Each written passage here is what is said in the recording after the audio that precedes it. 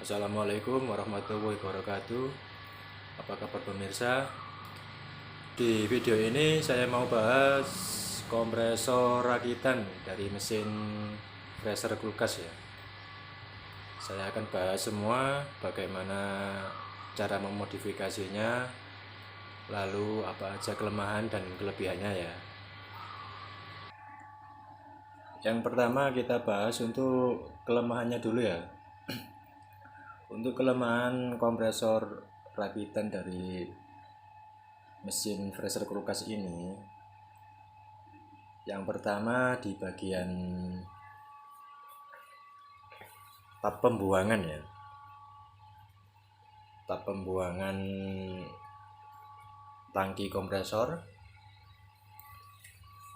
Nah, biasanya di sini untuk yang kompresor rakitan dari mesin freezer kulkas, di dalam tabung kompresornya itu lebih cenderung banyak cairan oli dan air ya bercampur jadi satu, dia cenderung lebih banyak. Beda dengan kompresor-kompresor yang pada umumnya ya, dia hanya keluar air yang agak keruh karena korosi dalam tangki aja ya, jadi warnanya agak coklat kehitaman. Tapi untuk yang kompresor rakitan seperti ini dari mesin freezer kulkas, dia lebih banyak olinya ya, yang terbawa dari mesin kompresor sendiri ya. Jadi saya perlihatkan, saya buka untuk tap-tapannya ya.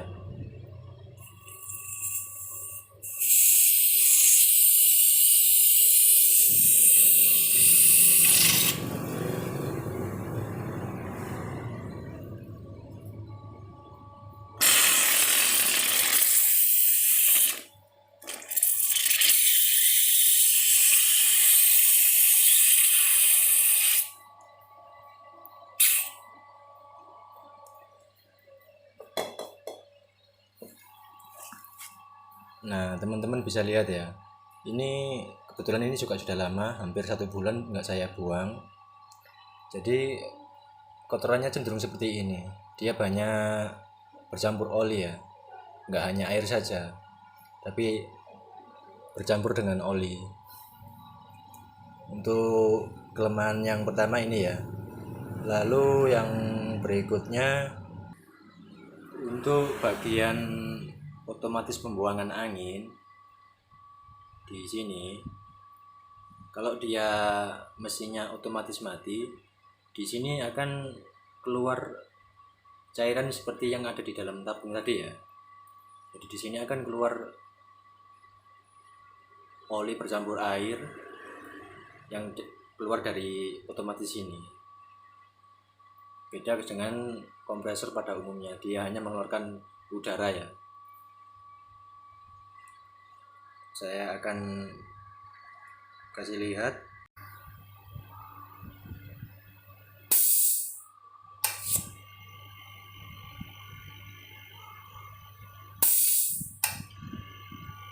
Nah, kelihatan ya teman-teman. Untuk freezer kulkas yang dipakai kompresor angin, ada beberapa yang harus dimodifikasi ya teman-teman. Untuk kelistrikannya ada di bagian sini, saya buka biar teman-teman tahu. Ini harusnya masih masuk ya. Saya matikan dulu.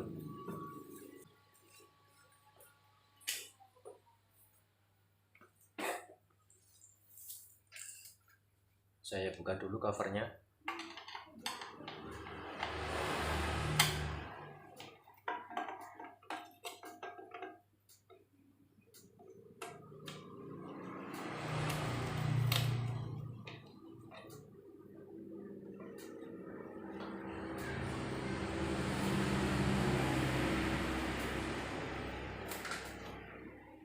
Nah, di bagian sini teman-teman, ada yang perlu dimodifikasi ya teman-teman.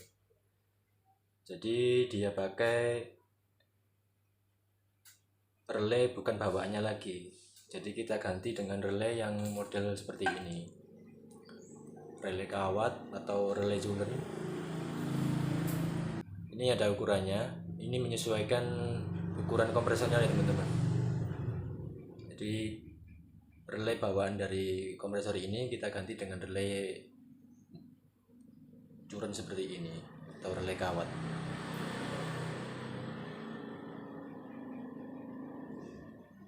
Oke, jadi untuk kelistrikannya yang perlu dirubah itu ya teman-teman, agar nantinya bisa otomatis, bisa nyala mati sendiri ya.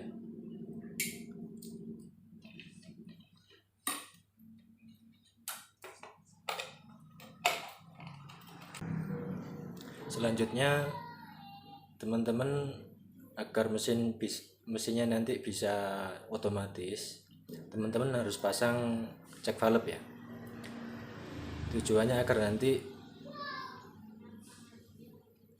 udara yang bertekanan di pipa sini, pipa ini kan dari kompresor ya teman-teman, dari kompresornya. Jadi pipa yang ini dari kompresornya menuju ke tabung. Nah, keluar di sini menuju ke tabung, dia melalui cek valve teman-teman. Jadi udara masuk melalui sini ke tabung. Nah, di sini kan nantinya kalau mesin itu penuh atau mati, udara bertekanan kan ada di dalam sini, dia terjebak di dalam sini. Nah, nantinya dia akan dibuang melalui sini menuju ke otomatis ini teman-teman. Nah, menuju ke otomatis ini dibuang lewat sini. Jadi nantinya udara yang bertekanan di dalam sini dia akan dibuang. Jadi nanti kalau start awal lagi dia lebih ringan. Kalau nanti nggak dipasang cek valve seperti ini, nanti bisa protek teman-teman, karena udara yang di sini sudah bertekanan. Kalau dipasang alat seperti ini nantinya start awalnya lebih mudah, lebih ringan. Jadi itu yang perlu diperhatikan teman-teman kalau mau merakitnya ya, agar nantinya bisa on off atau otomatis nyala atau mati sendiri ya. Untuk bagian selanjutnya ini tergantung teman-teman ya. Kalau semisal teman-teman mau bikin kompresor rakitan seperti ini, tapi untuk pemakaiannya hanya sebentar, mungkin 15 menit atau setengah jam tanpa pendingin udara seperti ini masih bisa teman-teman. Cuma kalau untuk pemakaian lama 1 jam atau 2 jam lebih, teman-teman harus kasih pendingin udara ya untuk kompresornya sendiri. Kalau teman-teman nggak pasang pendingin udara, dia nanti tetap protek teman-teman. Walaupun kita sudah modifikasi bagian kelistrikannya, kita pasang otomatis pembuangan angin, dia tetap protek teman-teman. Kalau untuk penggunaan jangka lama ya, atau dipakai untuk waktu yang lama, dia tetap protek karena kompresor ini nggak ada yang mendinginkan, dia sangat panas teman-teman. Jadi kita pegang nggak bisa, sangat panas. Nah, di sini saya sudah pernah uji coba, saya pakai pengecatan kanopi ya, dengan waktu yang lama hampir 2 jam, dia protek teman-teman. Jadi nggak bisa hidup lagi karena terlalu panas. Nah, makanya di sini saya pasang pendingin udara seperti ini. Nah, ini sudah saya uji coba, saya gunakan ngecat kanopi hampir 5 jam ya teman-teman. Dia nyala mati sampai 5 jam, dia nggak protek teman-teman. Jadi aman, masih bisa otomatis. Nah, di situ untuk hal yang perlu diperhatikan kalau teman-teman mau merakit ya, agar nantinya bisa otomatis atau on off sendiri gitu. Lalu kita lanjut bahas soal modifikasinya ya teman-teman. Jadi di sini ini tabung kompresor asli ya teman-teman. Dari kompresor bawaan pabrik, nggak ada yang saya rubah. Ini pangkon aslinya, pangkon mesin kompresornya yang asli, nggak saya rubah, hanya saya tambahi untuk dudukan kompresornya ya.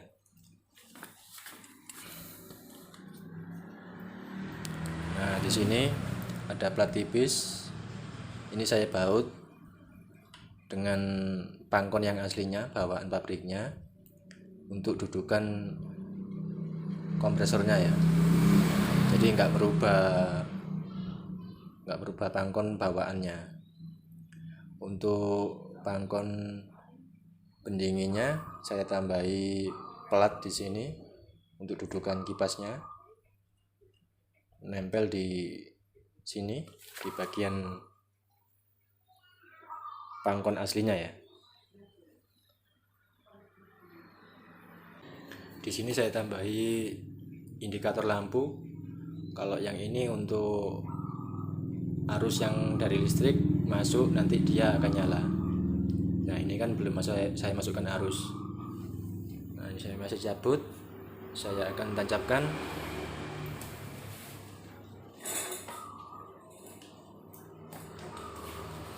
Nah ini menandakan bahwa arusnya sudah mulai masuk. Nah di sini saya langsung untuk kipas pendinginnya saya langsung ya teman-teman. Jadi arus masuk, kipas pendinginnya langsung nyala. Nah ini udah nyala ya, terdengar ya. Nah, kipasnya langsung nyala.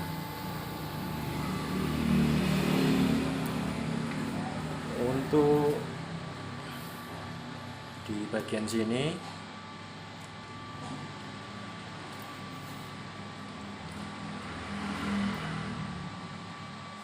saya kasih indikator lagi.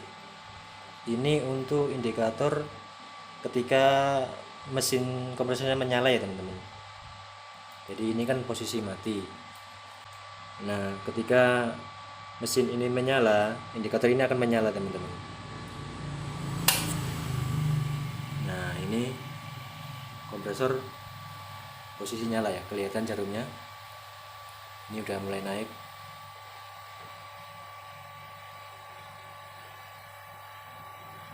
Hanya tambahan aja ya teman-teman. Lalu untuk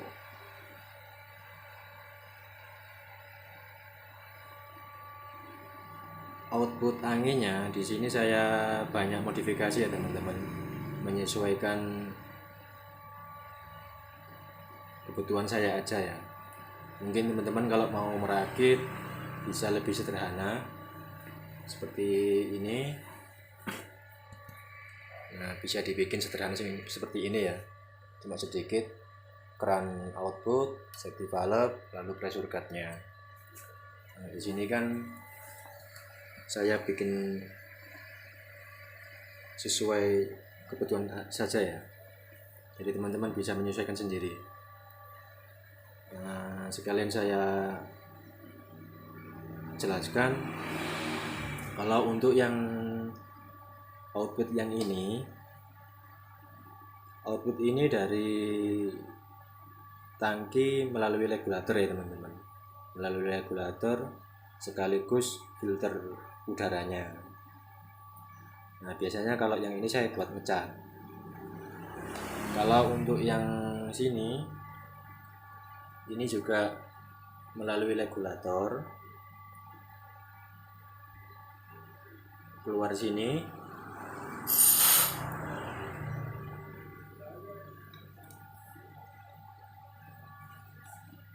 melalui regulator juga, Cuma di sini tanpa filter ya teman-teman. Nah ini biasanya saya gunakan untuk semprotan angin seperti ini. Biasanya dipakai buat nyemprot-nyemprot, nyervis-nyervis gitu ya, bersihin karburator atau bagian-bagian mesin gitu. Kalau untuk yang ini dia langsung dari tabung teman-teman, dari tabung melewati keran lalu kopel ini ya. Nah ini biasanya saya gunakan untuk pengisian angin ban ya teman-teman. Jadi udaranya tanpa melalui regulator, dia langsung jadi lebih cepat tanpa regulator ya. Kita sekarang bahas fungsinya ya. Kalau untuk fungsinya sih banyak ya teman-teman. Kalau kita buat ngecat, jawabannya bisa teman-teman. Cuman kalau kita gunakan pengecatan dengan media yang besar, itu nanti anginnya tekor teman-teman. Nah seperti ini, kemarin saya ngecat kompresor ini dengan media segini, kompresor ini tekor teman-teman, karena memang ukurannya kecil ya. Cuma kalau dipakai untuk pengecatan media kecil seperti ini, yang ini dia masih mampu teman-teman, nggak tekor. Jadi untuk pengecatan itu ya teman-teman, itu menggunakan spray gun, nozzle-nya kalau tidak salah ingat 0,9 ya. Itu untuk pengecatannya. Kalau fungsi yang lain bisa dipakai untuk mompa ban mobil, bisa teman-teman, motor juga bisa. Untuk ban mobil, ban standar ini mobil seperti Innova, Avanza masih bisa teman-teman, jadi masih mampu.